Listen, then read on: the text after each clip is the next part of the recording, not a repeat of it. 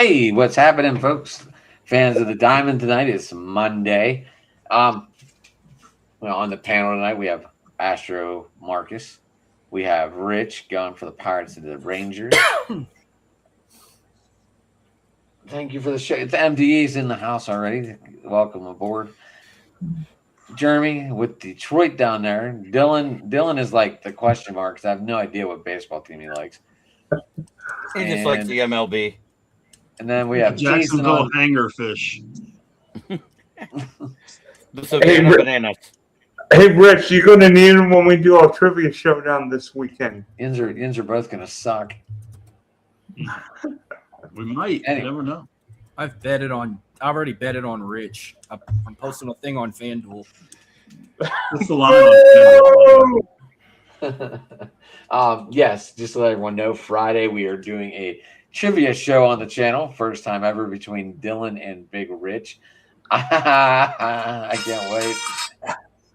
I have set the questions, and I did not know some of the answers. A lot of the answers. Let's rephrase this. Anyway, I've got a question, Adam. Would you be so kind to explain the categories and how we're going to do the trivia show? I'm not explaining anything till game night. I am leaving you on your toes, so yins are both a little antsy. I feel that's it's all about sports trivia, Dylan. It could be any category, any topic, any. I mean, you never know. A guest in the audience might have a question that we might put up there. No, you're not throwing rugby questions out there. Otherwise, we're kicking you out. Hey guys, so Saturday night we got into this topic of the lowest ERAs right now in baseball. Could this be from everyone just trying to hit home runs and everyone just getting out? Is analytics really ruined the batting? Don't all jump at once, guys. Marcus, go ahead. I know you're playing college football, but go ahead, answer the question. Well, I could start by saying one of those guys that's got a low ERA and he's leading across the board and hitting for the Astros is our heart and soul, Yordan Alvarez. His is at 3.18. But it wasn't rocket science to figure out how they're ninth in pitching in the first half of the season. But I guarantee you, if we did not have the injuries we had, we would be one of the top teams in the league right now because they're only ranked second in the American League in hitting, but ranked ninth in pitching. Marcus, that wasn't the question. I gave you my answer. Yordan Alvarez is your prime example. 3.18 is his ERA. No, Yordan Alvarez is in 3.18. You're talking about earned run average for your pitching staff. No, okay. So Saturday night we got into this conversation, right, guys. The four of us were there. We talked about how the pitching is a low ERA right now, and my question I was going to ask on the show, but Jeremy already had 14 questions, so I didn't want to add another one for a whole topic of conversation. I had 11. Anyway, you know what I mean, Jeremy. I wasn't. Yeah, I didn't want to. So, but I got you on that. Anyway. And yes, the analytics and how they're trying to swing for the fences is leading to more strikeouts, which means lower batting averages and lower ERAs. These guys are just swinging for the fence all the time and using uppercut swings that are horrible. They're not closing or opening their bodies to do place hitting anymore. They're just swinging.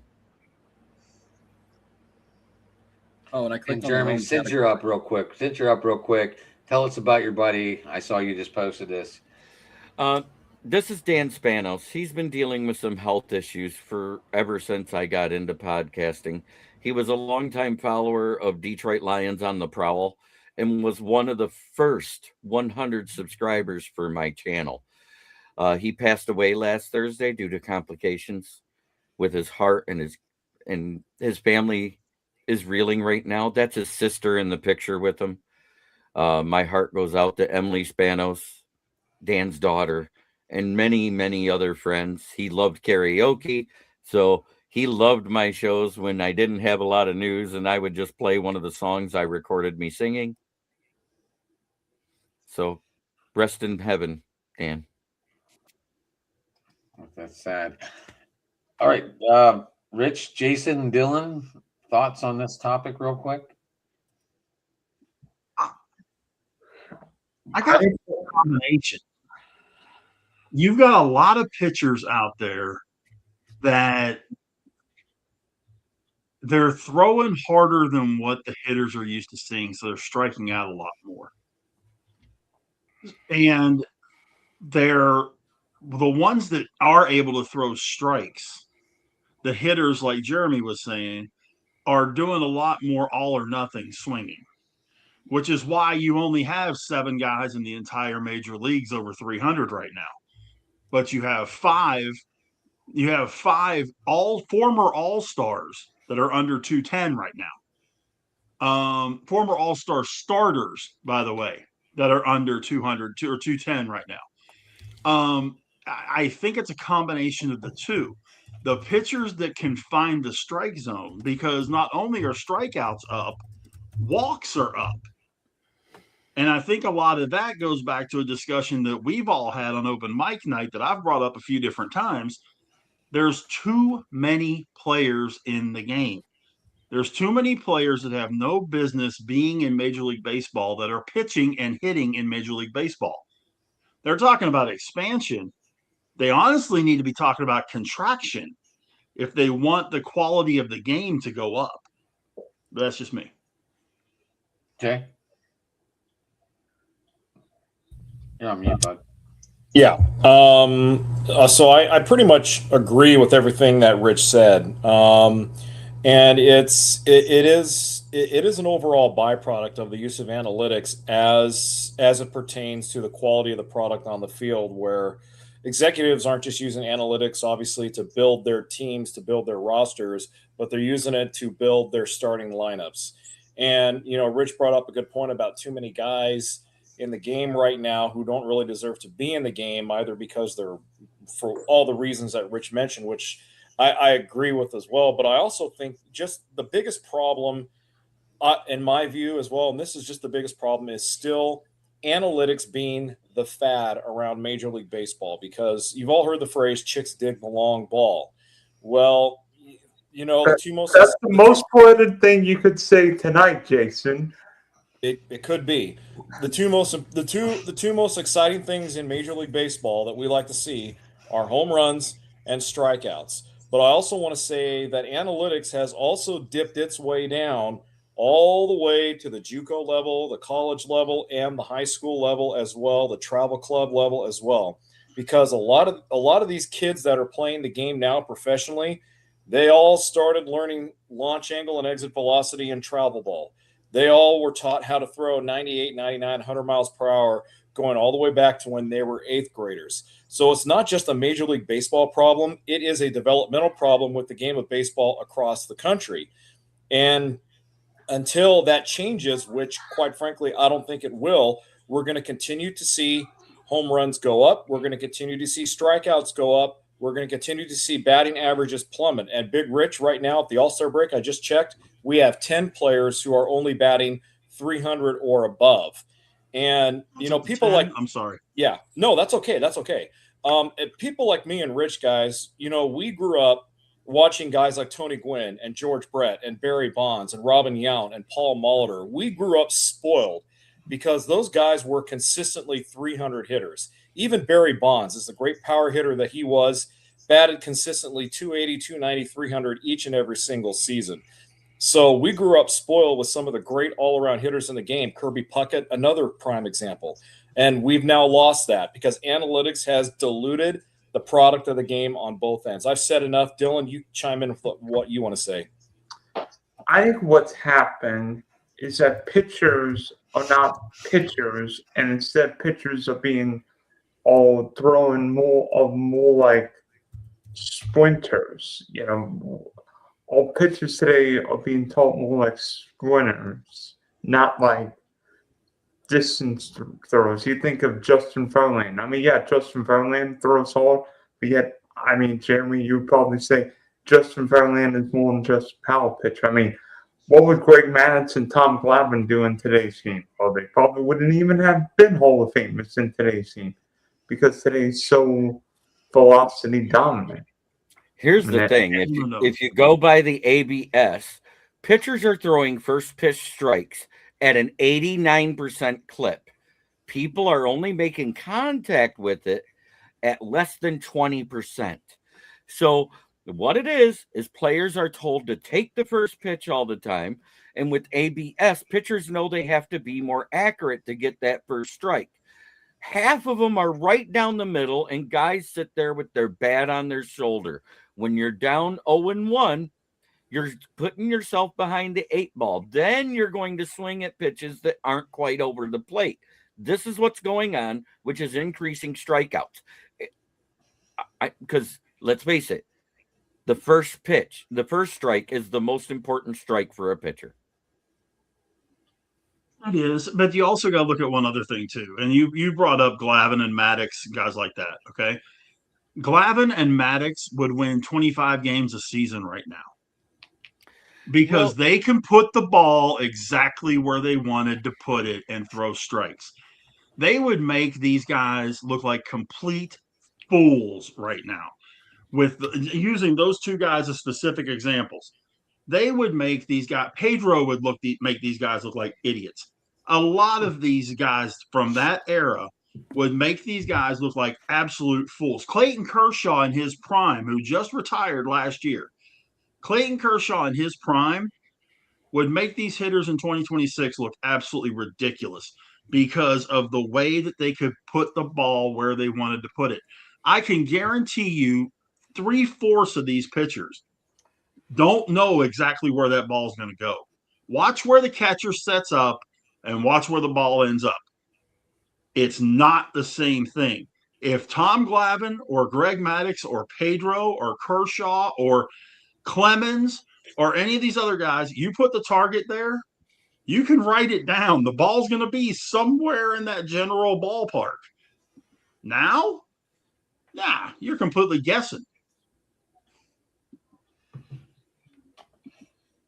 Rich, with the trade deadline coming up for your Rangers, catching seems to be a possibility of going after someone, maybe Jeffers from Minnesota.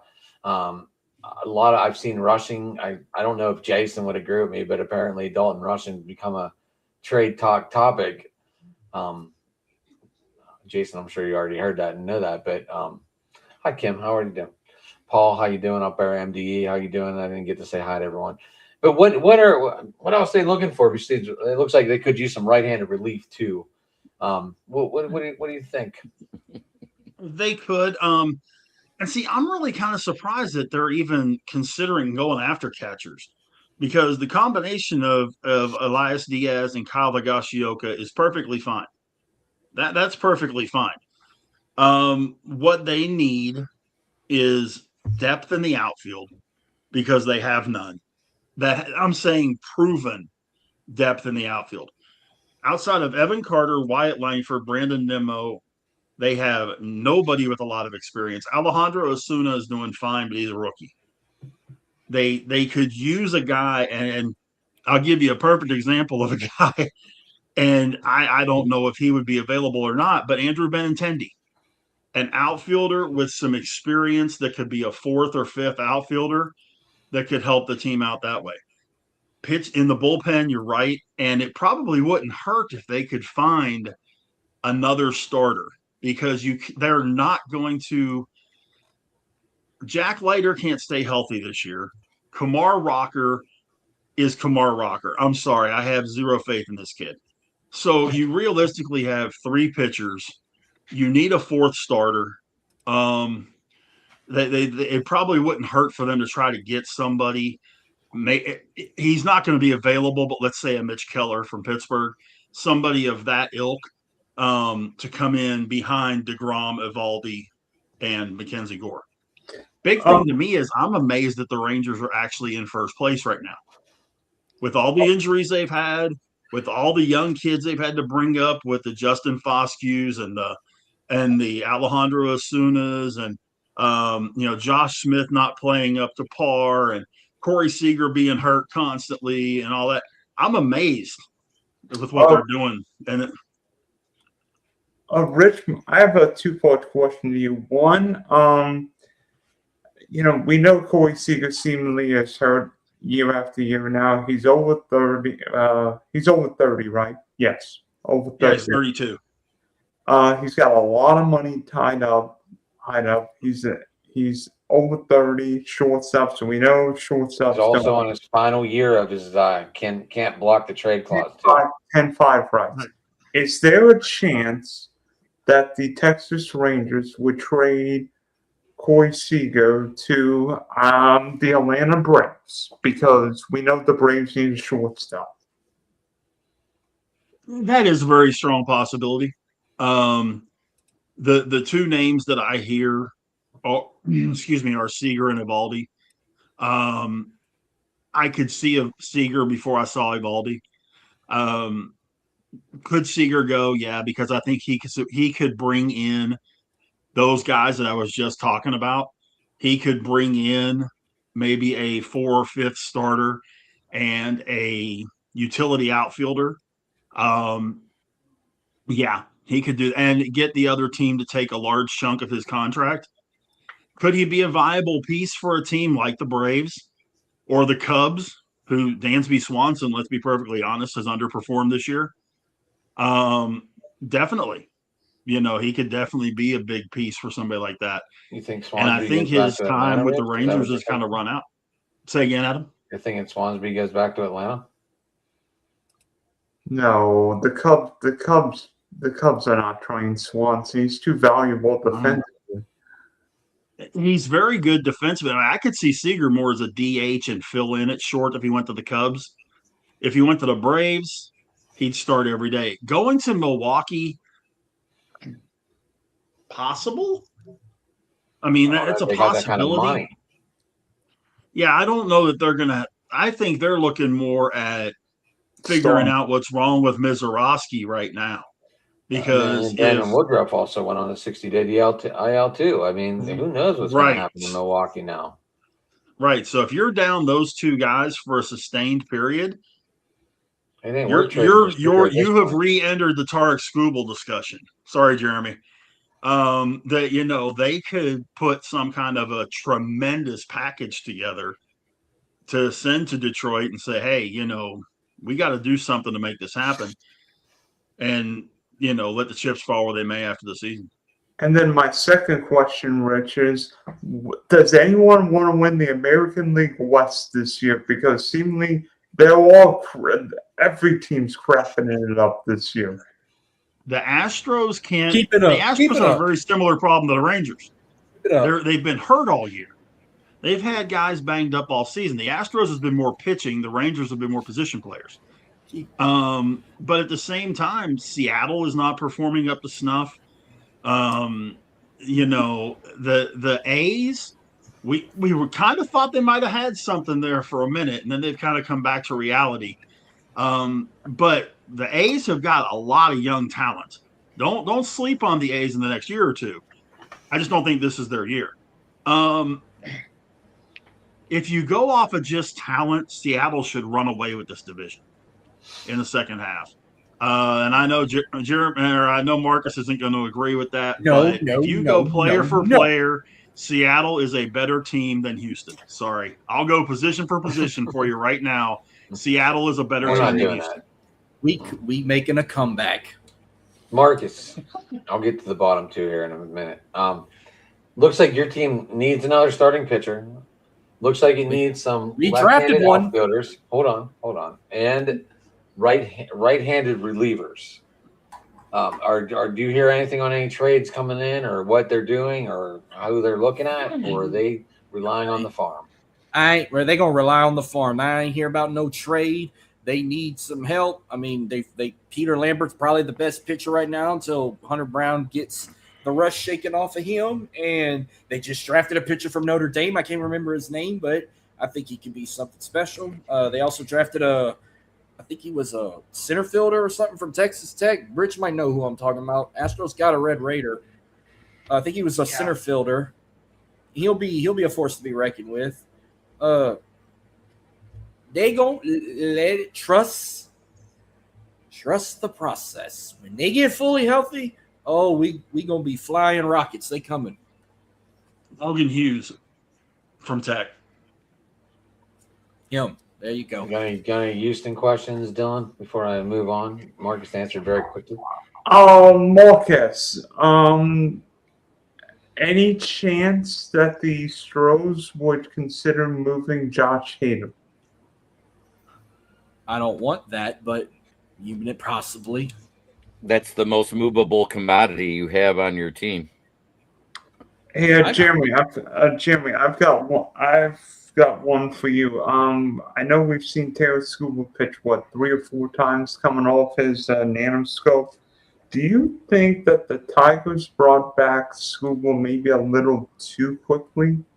No, he's actually gotten better every start. I don't know why you think anything less. I mean, he only gave up 2 runs, and it was only 1 earned the other day. He had 9 strikeouts yesterday. I think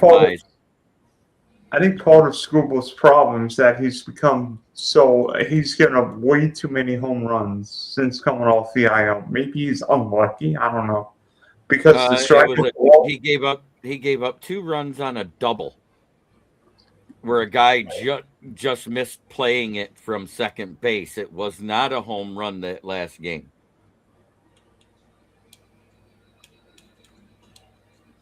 All right, Jeremy. And Skubal came out today that he wants to stay on the Tigers through the end of the season because they're close enough to make a run for the wild card. What would you do as GM? Would you sit Skubal down and say, "Hey, what's it going to take to re-sign you? Because if not, we're going to try and move you and bring as much prospects as possible." What would you do as GM at this point? Right now, at this point, because he's just a rental player because of the looming lockout, nobody's going to extend him right away because they don't know what the ceiling will be or if there will be a cap ceiling. So right now, you're not going to get what you want in return. Where we should have traded him was last year, before the last year of team control, so a team would have had him for a whole season and extended him right away. So in all actuality, you could get the next Kevin McGonigal or whatever with the comp B pick at the end of the first round just by letting him walk. And at that point, it might be better compensation than what you'll get in the trade. Jason. Yeah. Dylan. Any worry about Shohei Ohtani seemingly dealing with this knee issue? I mean, we know Shohei is one of a kind, superhuman, Superman, part AI, part alien, but are the Dodgers being extra cautious of Ohtani? I mean, any concern? Dodgers are being extra cautious, but I think they're being extra stupid by the way they're handling this, Dylan. And yes, I'm very concerned about Ohtani's knee because this is the exact same knee that he had surgery on back in 2019 to relieve the same issue that he's dealing with right now. And the reason why I'm pissed off at the way the Dodgers are handling this is because they feel like their addition of load management, limiting Ohtani's starts on the mound versus how many at-bats he gets per day, per week, whatever, is going to make it all better. Well, it's not. Knee inflammation can turn into torn ligaments. Knee inflammation can turn even into a broken leg. I've had knee inflammation when I played ball. It's a very serious injury. It doesn't sound serious, but it is, especially on a previously surgically repaired knee like Ohtani's. And my greatest fear is that the Dodgers are so slick and so smart. They think they have this thing nailed down and that they're going to be able to control it, that Ohtani's going to go out there. He's going to take one swing next month, September, whatever, and that's going to be the at-bat. That's going to be the swing, or that's going to be the pitch that shuts him down for the rest of the year. And if that happens, I am going to phone Dave Roberts personally and Andrew Friedman, and I'm going to say, I fucking told you so. The Dodgers are completely mishandling his situation. What they need to do is, instead of load managing him, they need to put him on the IL. Put him on the IL for 10 days, for 15 days. Give him more time to heal. Give him more time to rest. I don't trust the Dodgers' strength and conditioning staff or their trainers because they do a lousy job of keeping this team healthy anyway. This team leads Major League Baseball again in injured league injured list stints. So I do not trust their training staff to help Shohei out accordingly. So yeah, I'm very fearful of Shohei going down. Playing him more and managing his load is not going to help it. He needs rest. He needs rehabilitation. He needs to be shut down and shut him down for the rest of this month and maybe the first week in August, so that way he can be properly diagnosed. That's all I got to say about that.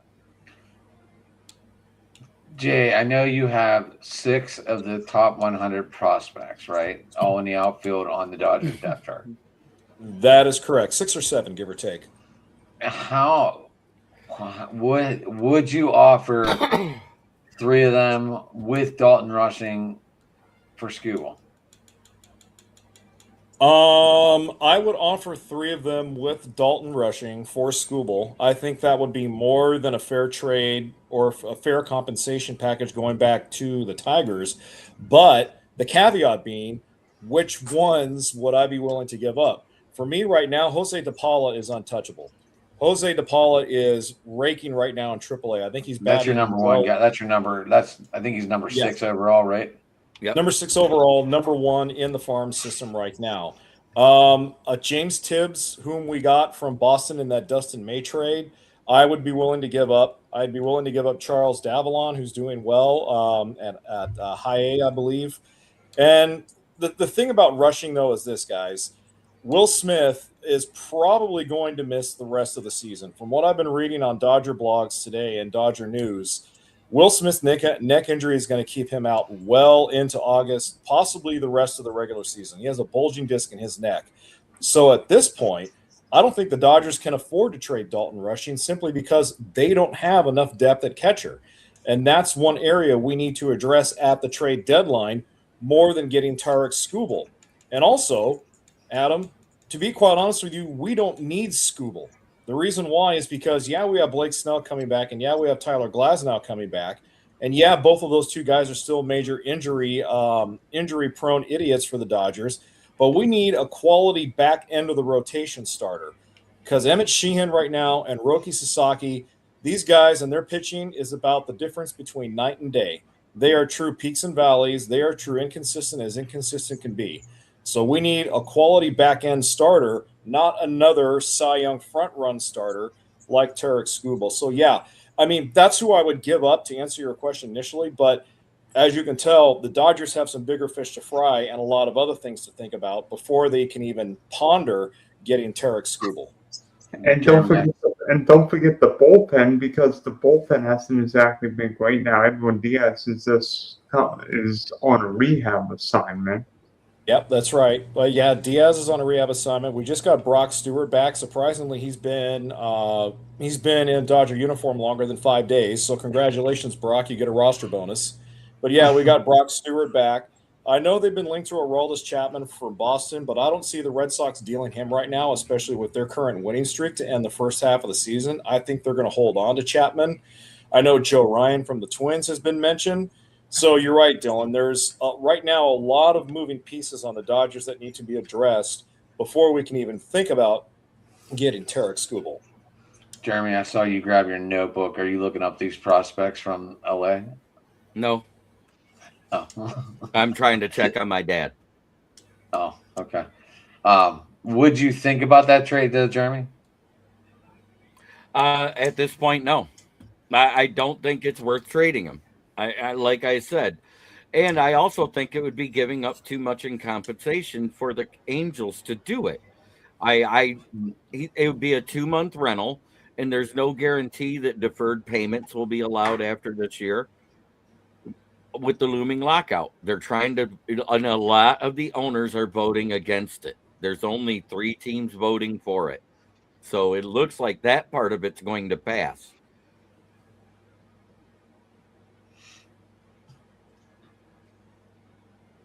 I did hear Detmers was possibly tied to LA, Jay. I don't know why you'd want him. He's 3-6. He's not very good, but he is playing for the Angels. Yeah, I'm not. I heard about that too. I'm not too keen on the Dodgers getting Reed Detmers because for all the points you just made, Adam. He's not reliable. He's not reliable. You don't know what Detmers you're going to get from day 1 to day 3. So And- I hear you on that. But at the same time, you can't really count him out because he plays for the Angels, who only scores a half a run per game. This is true. Now the upside with that is that Detmers is a lefty. He is a southpaw, and I would love to see the Dodgers add another southpaw in that bullpen because we do need one. So that's kind of where he fits in. So it'll be interesting to kind of keep an ear on that rumor to see if he moves about 35 miles up the I-5 there. So Jeremy, you're buying as a general manager. Who are you looking for? I didn't get the finish. I want a quality batter and somewhere in the middle of the infield, because Gleyber Torres at his age can't stay healthy throughout the rest of the season. He's already proven that by going on the IL twice. And I want a bullpen arm. I don't care if it's left or right. Anybody's better than Will Vest and Kenley Jansen.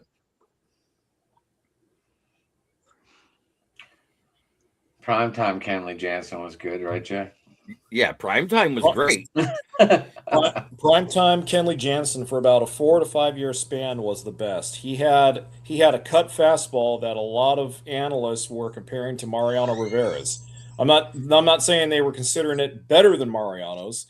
They were just comparing it to Mo's. And yeah, for the 5 year stretch, Kenley was the most dominant reliever in all of baseball. And then, Father Time caught up to him, and now he's about a middle of the road reliever. Surprisingly, I would actually welcome Kenley back to LA, because even though he's not what he was in his prime here the first time around, I would still take him. I would still take him in a heartbeat just because of his experience. He can rub off. Jeremy, there's your trade back. Yeah, there we go. We'll take Kenley back, Jerry. And actually, Kenley's been rumored as a possible trade target for the Dodgers. So I think it makes sense on a lot of levels. Take him, please, and just send us back anybody in the AAA not named De Palma. I'll tell you what, Jeremy. We'll send you Ozuna. We want Jansen. How about that? You can have Ozuna. Okay. I don't care. He traded for a bag of rocks. I want Kenley Jansen and Will Vest back on this roster like a hooker wants crabs back. Whoa, that bad, huh? He'll be here all week, ladies and gentlemen. Tip your waitresses. And Jeremy dropping bombs. Jeez. Will Vest and Kenley back, Jansen. Jeremy. Tell us what you really think, dude. Will Vest and Kenley Jansen equals gaslit bonfire. Oh no! That's how bad they are. Their ERAs are above 7 right now as relievers. So yes, trade for them. Take them off my hands, please. Okay, I take back what I said about Kenley. Screw that. The Rangers can have him. No, I want the Pirates to get the Pirates. I'll tell you what, if the Pirates were able to somehow, some way get Jansen and Chapman, I'm good. Aroldis Chapman? Yep. And by the way, Chapman back and bring in Jansen. The problem is Chapman with the ABS is hit and miss with his aiming, because now that they tightened up the strike zone and people are able to call it right away, he loses a lot of challenges to batters. He does, but he's still more consistent than anybody else we have in that bullpen. Gregory Soto can go over on to the Fort Pitt Bridge and take a long walk off a short leash, because no. That's like a hooker with crabs too, right there. Jesus. I'm sorry. Gregory Soto thinks he's Mitch Williams, and he's not. Wow. That's that Joe Carter sitting that 2-2 slider, a down and in right-handed bat. Oops. I made a comment the other day on a post that said it was a Pirates fan page that said, "Okay, guys, how much do you miss Bednar now?" After everybody was crying and moaning about getting him out of town, most Pirate fans would give their right eyeball to have Bednar in that bullpen as a closer. He needed to get out of here, though. He needed to get paid, and he wasn't getting it in Pittsburgh. That was the problem. But right now, Pittsburgh fans would beg for Bednar to be in that bullpen. Well, and if the Yankees keep wetting the bed like they are, he might be available. No, Benno's been the best reliever been the only good reliever for the Yankees. Yeah, that's like saying That's like being the nicest guy in prison, Dylan. right. And the nicest And guy in Jeremy- prison that's a pedophile. That's what it's And- like. Do we get the Yeah, I prime like this time one. to Colby Yeah, I was gonna say, can we get this guy back? in prime time? Well, I tell you, now that was a man that could come out of the bullpen and pitch. Yeah, summer. By the way, guys, we know Home Run Derby tonight, All-Star Game tomorrow. What's your favorite All-Star Game memory? Start with you, Marcus. Don't have one because I'm not big on All Stars because all they do is talk shit about us the last decade. Okay. Jason. My favorite All-Star memory, without a doubt, 1999. I believe it was 99 in Boston at Fenway Park. You had all of the All-Stars gather right in the infield dirt as Ted Williams was being rolled out. They were honoring some of the greatest living legends in MLB history because it was like the anniversary of the All-Star game, I believe, or something like that. MLB All-Century Team. Yeah, the All-Century Team. Thank you. And Ted Williams was brought out in a wheelchair. And I never had a chance, obviously none of us ever had a chance to watch Ted's greatness. But for me, watching the great hitters of my era, Mark McGwire, Sammy Sosa, Barry Bonds, George Brett, go over and greet him and talk to him. Guys, I literally cried because as a baseball fan, that for me was cloud nine. And even though Ted was in a wheelchair, you could still tell he was very coherent. You could hear him getting mic'd up. He was talking to Mark McGwire about adjusting his swing. I mean, that to me, and just seeing all of those great living legends out there on the All-Century Team. Robin Yount was out there. We saw Brooks Robinson was out there before he passed away. Just seeing all those great players at that game, to me, again, it made me cry as a baseball fan because those are guys I grew up reading about, I grew up hearing about from my family. And to see my great players out there and the great hitters like Tony Gwynn just hold Ted Williams and shake his hand, for me, that nothing will ever top that moment. And at Fenway Park, that will never be topped, at least in my book. That's my favorite moment. You sound like you're getting choked up now, buddy. Jason, that to me was the greatest sign of respect I have ever seen on a baseball field. I know it made me cry, Rich. I'm crying right now thinking about it. Yeah, I got weird about it too. Because my dad, Weird. Is that what guys you know, call it? Weird. my dad had told me stories about watching Ted Williams, and I never, like you, I never got a chance to see him, but you see the films and that kind of stuff. But I mean, the respect that every one of those guys had, they stopped what they were doing to pay attention to this guy. And then Peyton went out and struck out Barry Walker, Sammy Sosa, Mark McGwire. Not bad. Mm-hmm. That was the year Mark McGwire went over the monster almost every home run, wasn't it? Like out of the park. in the Home Run Derby. Yep. Yeah.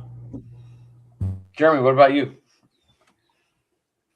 The Josh Hamilton home run derby when he had his old coach throwing to him. That was just amazing to watch.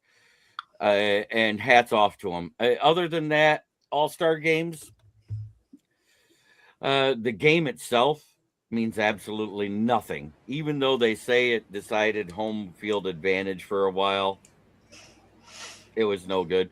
But that 99 one with Ted Williams was pretty special too. I think that was around the same time, wasn't it? Of what? For Josh Hamilton and that big home run derby? Or was that closer to 2015?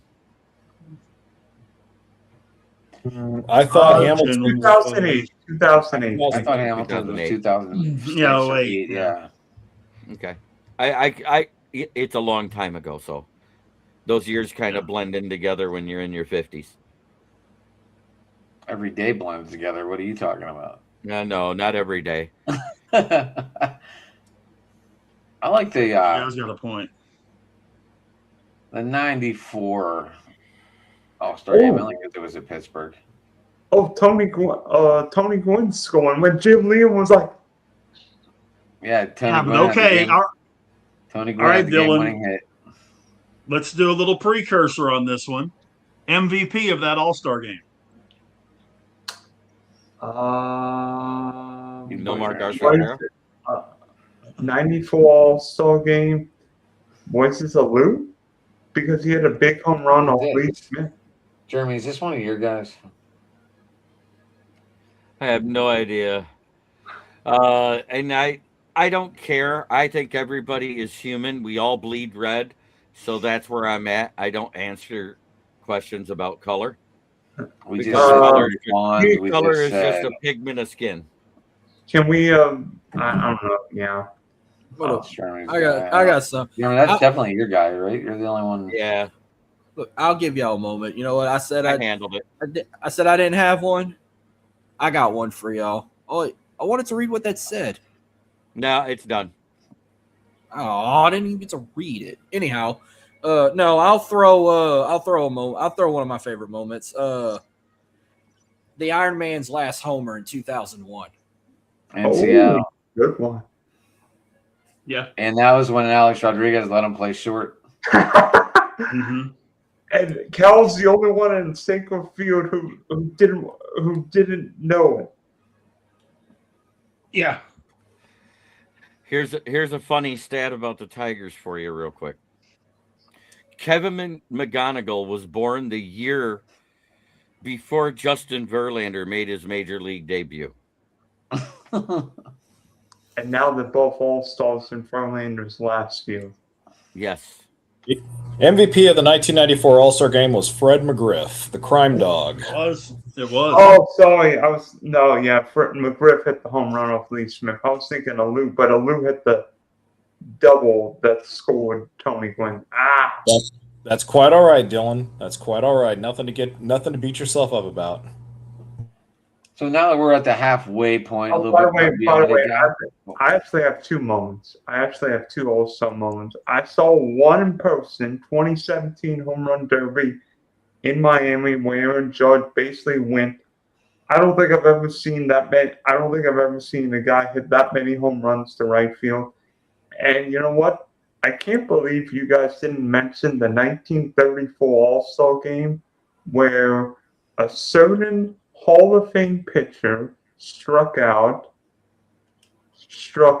Babe Ruth, Lou Gehrig, Jimmy Fox, Al Simmons, and Joe Cronin. Cole Hubble, the greatest moment in All-Star game history then, today, or 50 years from now.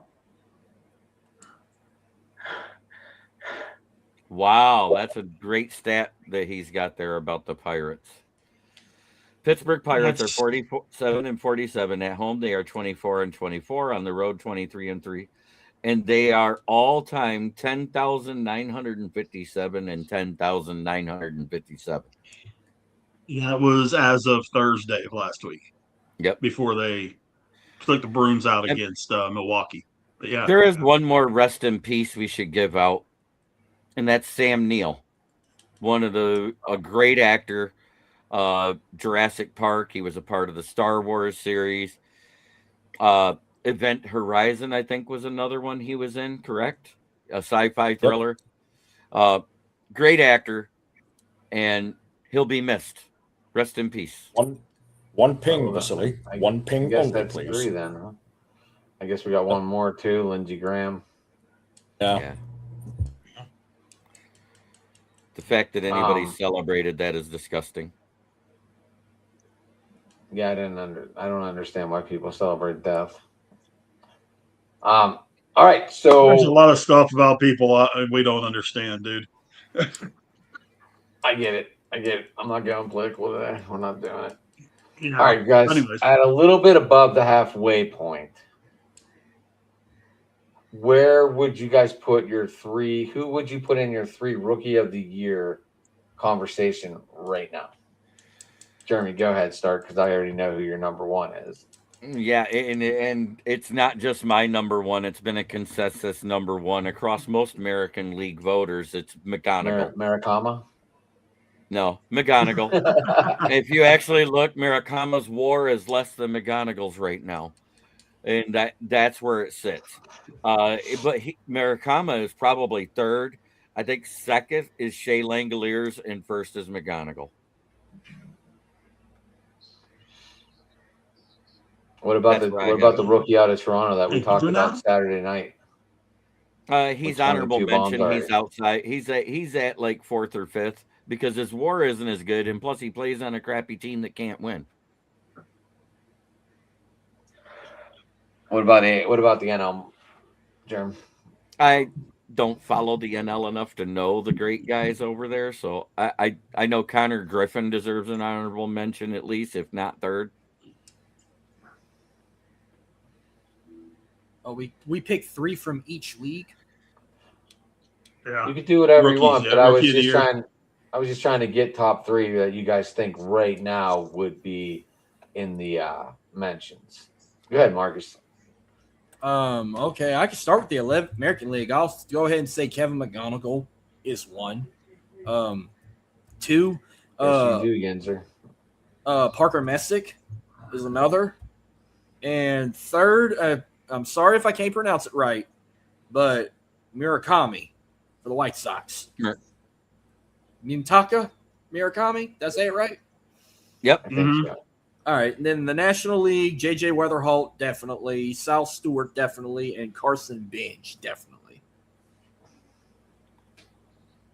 Yeah, and I got the same list on the National League when I just looked up who's leading in the voting right now. J.J. Weatherholt of the Cardinals is first, Sal Stewart of Hey, the Reds Danny. is second, and Connor Griffin is third. I'm just Hey, gonna throw this out, Captain Danny, good to see you, brother.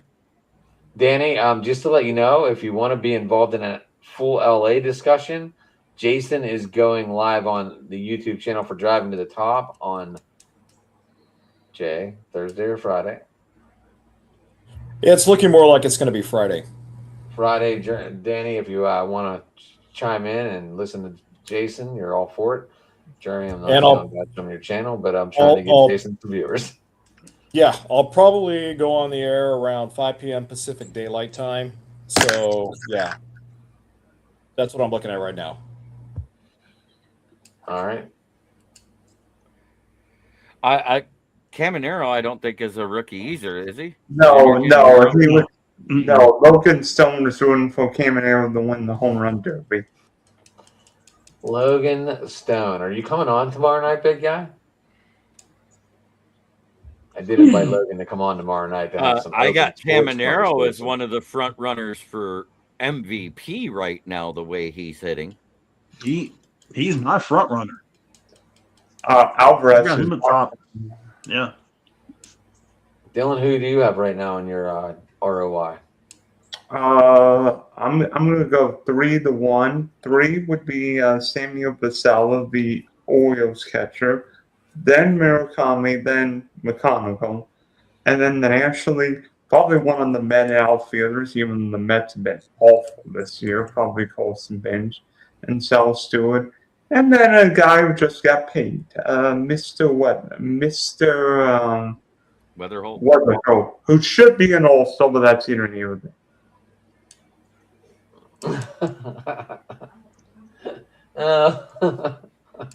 Jay, you're getting called a Cardinals fan right now. Our They've good been buddy talking. They mentioned that this was, even though it's like Eduardo Valencia, even though he had time in the minors, this is Shea Langolier's first year up in the pros. I thought.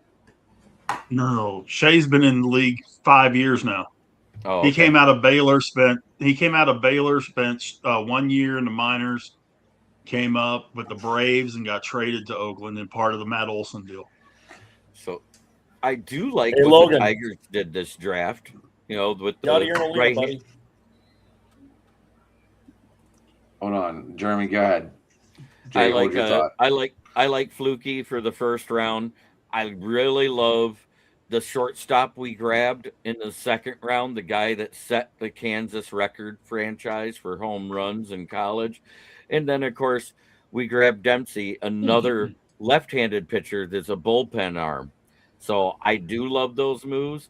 I think the shortstop has the best chance to hit the Comerica Park first out of them all because he's almost a 5-tool player, but he does hit for power as well. And you put him with McGonigal on that left side of the infield with their defense. Whew. Logan, what podcast could possibly be better than ours? Huh?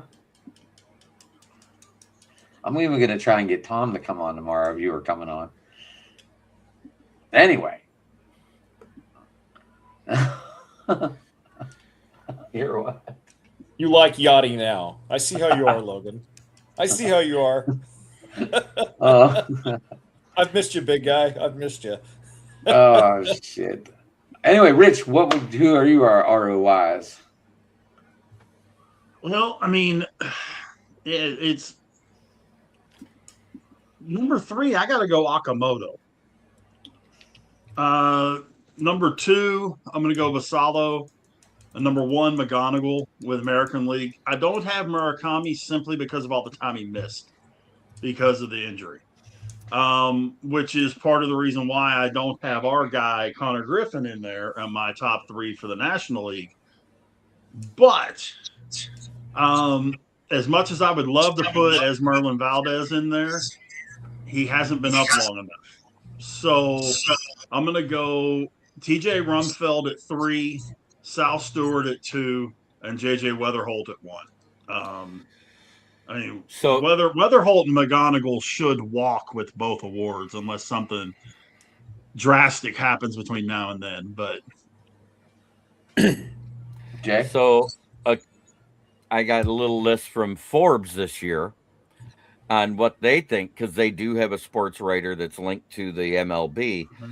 He says it's Kevin McGonigal first, Parker Messick of the Guardians second, and Travis Bazzana of the Cleveland Guardians third. He has Murakami as the one first out, sidelined by the hamstring strain. Okamoto would be there with the power, but his inconsistent OPS knocks him below Murakami. And Samuel Basallo of the Orioles, versatile catcher versus baseman with 9 home runs, would follow that up. Is Chase on that list, Jeremy, anywhere? The water? No. on ESPN's list, DeLauder is 7th. I was going to say, he hit a couple bombs. So that's behind. So he's behind Basallo, correct? Yeah, they've got McGonigal, Murakami, Basallo, Okamoto, Jensen, Bazzana, DeLauder, Messick, Peyton Tolley of Boston, and Sam Antonacci is 10th. Jay, what about your lineup? My lineup right now, leading for the American League, number 1, obviously Kevin McGonigal. He leads all MLB rookies in wins above replacement. Hard to argue with that. Number 2, I'm agreeing with Big Rich on Okamoto. Blue Jays would not be the Blue Jays at all, regardless of the record, without him. Number 3 for me, I think it would be I like Basallo a lot, but I'm going to go Parker Messick at 3. He's been a really, really good revelation for the Indians. The Guardians in their rotation this year. National League, I got to go with JJ Weatherholt as well. What a phenomenal season he's having. And then I'm going to go with a pair of Reds at 2 and 3. I got to go Sal Stewart and Carson Benji. I like both of those guys, and they give Reds fans a lot of reason to be optimistic about the future. Isn't Benji a Met? Benji's a Met. Oh, sorry about that, guys. My bad. Yeah, Benji. Didn't Mark McGuire win the Derby? Sal Stewart and Benji. Didn't Mark McGuire win the Derby in '99? Didn't we just talk about that? No, Ken Griffey Jr. won that Derby. Griffey won it. Is this a real McGuire hit a ton of bombs and a lot of deep bombs, but Griffey won it. Kyle Schwarber being Kyle Schwarber again. Jesus criminy. What's that? What's that? Jason, Logan really missed you, by the way. Logan, I've missed you too, brother. I really have, and I'm glad to know that you think I am so dreamy, brother. It's been a long time. It's been far too long. Just to let you know, Jay starts his first show Friday. You better hop on Friday, brother. Be there or be square. If not, I'm gonna bleed Dodger blue all over you, brother. Ooh. Well, by the way, Jason, the Dodgers start second half with an East Coast road trip. Bronx, Philly, Queens. Yikes. Yeah, not going to be an easy road trip. That's 9 consecutive games, East Coast there. One of those teams, or two of those 3 teams are going to be playing. They're legit, obviously, the Yankees and the Phillies. Not feeling good about it because the Dodgers pretty much took their All-Star break 2 weeks ago. They really lollygagged ending the first half of the season. And I think as much of that was due to fatigue as anything else, but still, you're right, Logan. Logan. Oh, I can't believe I just dissed you by calling you Logan. I'm sorry, Dylan. And Jay, just to let you know, you're gonna have to message Logan. You're going live. Yeah, I know, right? Okay. So you're right, Dylan. It's going to be a tough test for the Dodgers, especially with the way they ended the first half of the season. So it'll be interesting. Their schedule only gets harder from here on out. Jeremy, you looking up more stats, or what are you doing, brother? Trying to find your dad still? Yeah. It's Richard, I've never been able to talk to him since before his birthday. Richard, do you have any trivia for us? Well, I do have a group project, but I wanted to wait until Adam got done with what he was doing. Go before ahead, I shoot did it. that. Shoot it, Rich. I asked all Okay. my questions. So, about 3 weeks ago, The Athletic came out with its Major League Baseball all-quarter century team. 9 position players, including 1 starting pitcher, 1 reliever, 1 designated hitter. Fire away. This You from want to 2000 go around the 2000 horn and start at catcher, or What what? was that again? Is this This is the 2000 to all-quarter 2025? century MLB all-quarter century team per The Athletic. We'll go by position. Let's go catcher first. Is this 2000 to 2025? Yes. Yes. And I'm going to say Pudge Rodriguez at catcher for the American League. No. Who is Wow. Buster Posey? Who is Buster Posey? Buster Posey. Oh, they're not First doing base it by should be pretty league? easy. They're not doing it No, AL and it's NL? MLB. Okay. It's MLB. Okay. So we got First base one. should be easy. Miguel Cabrera. Anybody? No. Dylan? Who is, as Chris Berman liked to say, Albert the Winnie Pujols? Pujols is first at first. Second base.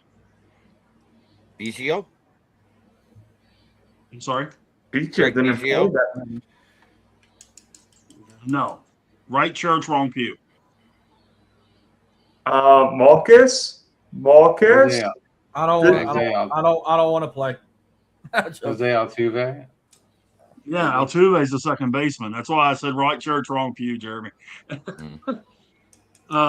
Shortstop. Corey Seager. No.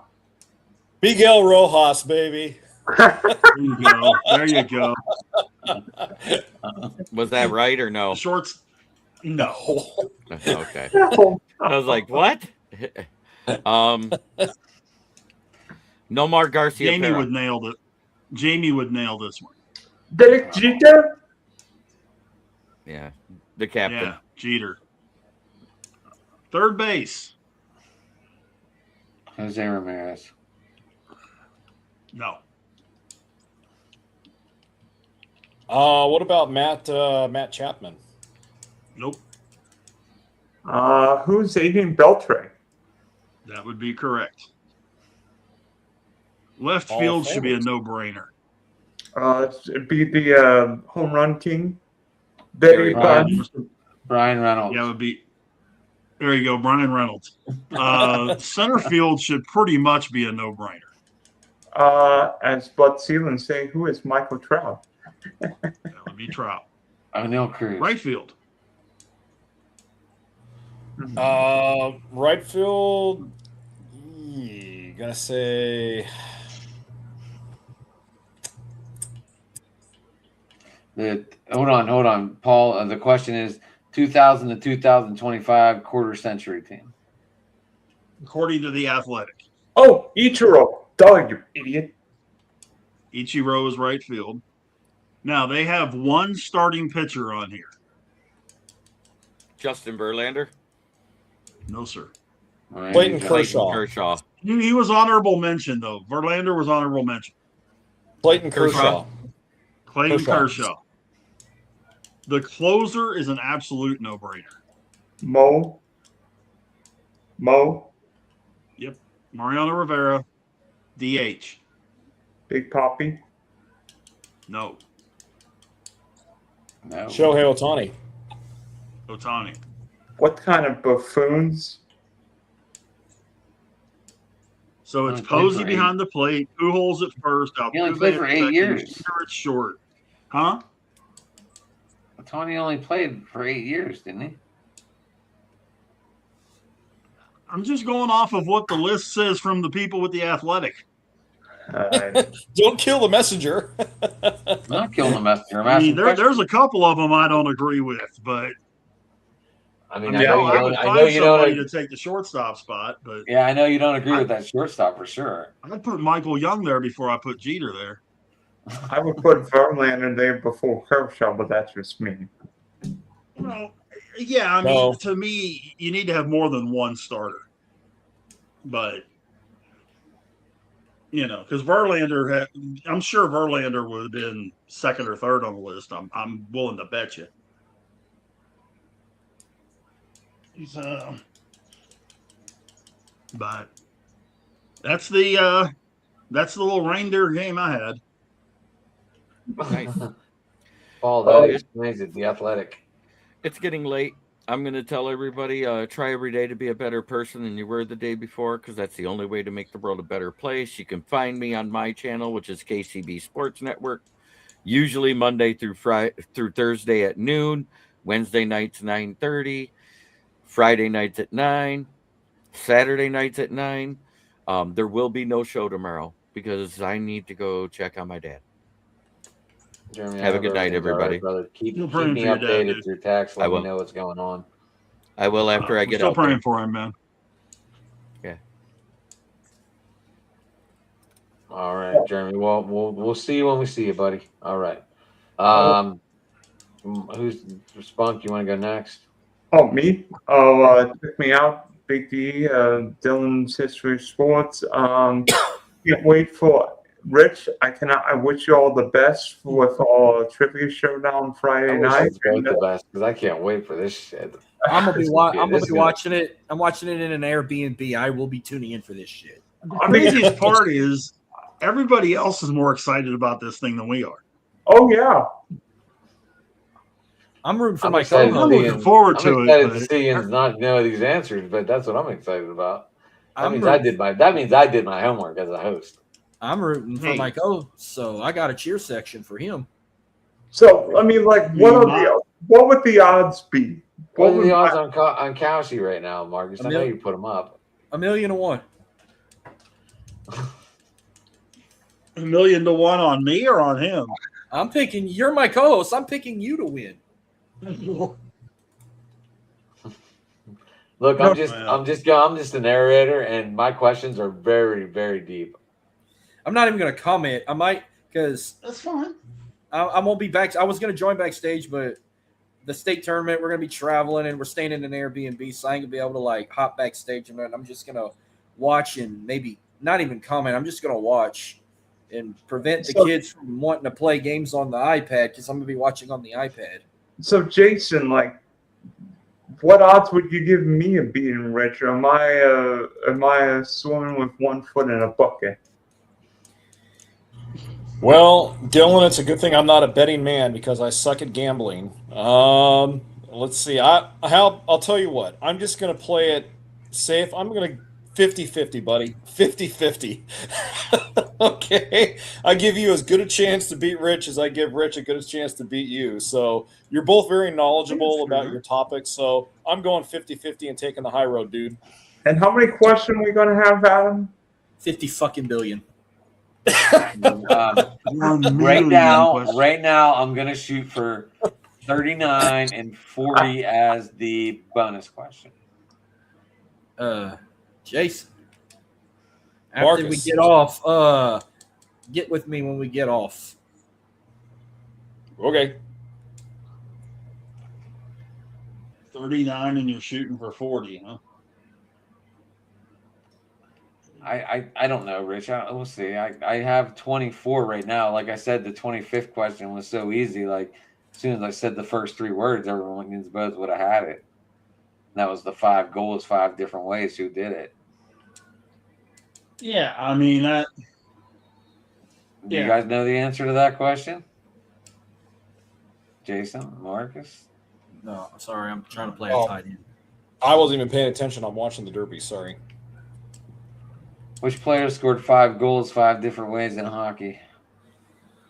5 Not goals, 5 different ways in hockey. I'm not the expert. I'm gonna say Brian Trottier. Marcus, you even going to take a stab? No. It's a good goal, though. 66. Yeah. Oh, Mario wait a Lemieux. minute. Wait, Maurice Rocket Richard. Maurice Richard. 66, Jason. Okay, well, F it. I'm going back to Brian Trottier. The 66. man who created hockey in Pittsburgh. Pittsburgh. Mario Lemieux. All Yeah. right. Okay, all right. He scored it. He scored Absolutely. an even strength goal. He scored a power play goal. He scored a shorthanded goal. He scored a double power on a 2-man power play, and then he scored the empty net. And on the power play. You know, 5 goals 5 different ways. I hated Lemieux only because he was so damn good. Right? just like Pittsburgh hates Ovechkin unless he plays for us. Yep.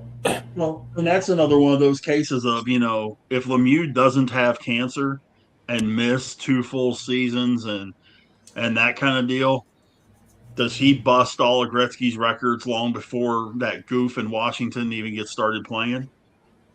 I think so. Rich, he had if you go and look at how many games he had versus how many points he had, I think he was ahead by 3 seasons almost. Who, Gretzky? No, Lemieux. Yeah. Oh, that's what I'm saying. I mean, I think Mario would have shattered Gretzky's records if he He doesn't had get over sick. 1,000 points in 600 games. Yeah. Yeah, Absolutely he was insane. averaging over 1.5 a game for almost his whole career. And then didn't one game Yager and Lemieux both have 7 points each, or 6 points each? Something sounds like right. that. Yeah. Unbelievable, dude. The numbers mean- those two put up. If you take the 90-91 season out, okay, he had 100 points, 141, 107, 168, 199, 123, 131, 160. In 1990, he had 45. I mean, Then in Gretzky had a 95, 200 Gretzky had a Yeah, 231 point season or something like that. Yeah, Gretzky did, yeah. But Lemieux Yeah. missed 3 full seasons. I'm sorry, he missed 3 full seasons and never played a full season after 96-97. And still finished with 690 goals and 1,700 points Crazy. in 900 games. And then he comes back from cancer, and what's he do? 3 points. Yeah. I mean, he played 43, 24, 67, and then 10, and then 26 games his last 5 seasons. But even at that, he was still averaging 1.8 Let's points see. per game or something. he was averaging 1.5 per game. Even in that time frame. He was that good. He was that good. If I All remember right, the only 2 people in hockey history with a higher goal points per game average is Gretzky and Messier. Messier on that Rangers team in '94. He had an insane year that year. And I mean, look at all those Oilers teams that him and Gretzky were on. Right. But the ones I can remember. All right, let's go with that route. Yeah, he had an That year insane they year. beat Vancouver. That was insane. 94. Yeah. Wasn't Peter Forsberg on that 94 Rangers team? I don't think so. No. Peter Forsberg was in. Oh crap, Rich. Peter Forsberg, I think, was in Vancouver at that point. Ah, okay. Or no. Pavel Toronto. Bure, Pavel Bure was in Vancouver. right? In 94, in 94, Forsberg was in Quebec. Ah, okay. He was an Nordique. And then he went to Colorado. Yeah, and then he went to Colorado when they moved to become the Avalanche. Avalanche. Yeah, that's right. That's right. God dang it. I can't believe I forgot about that. I'm surprised they didn't go back to the Colorado Rockies like they were in the early 80s. They couldn't because of the baseball team. They already had it in the works for the baseball team to be called the Rockies, which started in '95, and so we weren't able to name the hockey team the Rockies. Would have that would have been wild if we would have had them as hockey and baseball. That would have been wild. Yep. Would have been cool if they would have been able to do it, but yeah, the Rockies baseball team wouldn't let them do it. But all right, boys. Marcus, Jason, you two sticking around after the show? Yep. We'll do. Rich, Yeah, I gotta fly, guys. I know. I know. We're getting an hour and 15 minutes almost. I know, Rich. We got you a little overtime tonight. Thanks, Mary. Anyway, Rich, how people get you? Big Rich 8371 on Twitter, X, whatever we're calling it this week. On Facebook, Rich Richardson on Facebook, just my name. And of course, all the things that we do here, whether it's Tuesday night open mic, Monday night with this program, Wednesday night Steel City Sports Talk. Normally Saturdays. This Saturday we won't be, but most Saturdays, Marcus and I get together for his show, Cajun Turnbuckle, and so we got a lot of places on here that you can catch this ugly mug. Good night, Paul. All right, Jason. Yeah, you guys can find me on Twitter, X, at Dodger Jason, and I'm not going to reveal the title or the name of my podcast yet. I want it to be a surprise when I go air with my first episode on Friday. And just to give you guys a sneak preview, because I am a Dodgers fan, I'll be reviewing the Dodgers' first half of the season, what went well, what didn't go well. I'll give them a grade, and then I'll kind of look ahead to the second half of the season and talk about some other things MLB related too. So I'm looking forward to that. Hope you guys can tune in and join me. And it's looking like around again between maybe 5:30 Pacific Daylight Time, since I live out here in California. So looking forward to that. I always look forward, of course, to getting on here with Driving to the Top Productions. You guys are great. Love all you guys. Love talking sports. Take care of each other. And God bless, and I'll see you on the flip side. All right. See you later, Jason. Marcus, how people get you? On X at Dirty South ENT _. I'm also on Facebook, Instagram, and YouTube. So open mic, I'll be there tomorrow. I do On the Go this Thursday at 9. I'm going to do my first preview in the Bayou. I'm doing McNeese preview. I'll be also talking MLB draft, where a bunch of LSU Tigers got called up. Who did the Astros pick up? Recap the first half of this horrific first half of the season for the Astros. And got all the numbers crunched for that. No episode of Cajun Turnbuckle this week because of my nephew's state tournament. But Friday night, I will tune in. I'm going to have the iPad on me at the B&B. I will watch this little trivia off with Rich. I think you should put it on the big screen in the living room, Marcus, and make everyone watch it. No, because all the fucking little kids are going to want to watch, like, Minions or something. So they're going to take over the TV. I'll have my iPad to watch whatever the fuck I want to watch. Fuck them kids.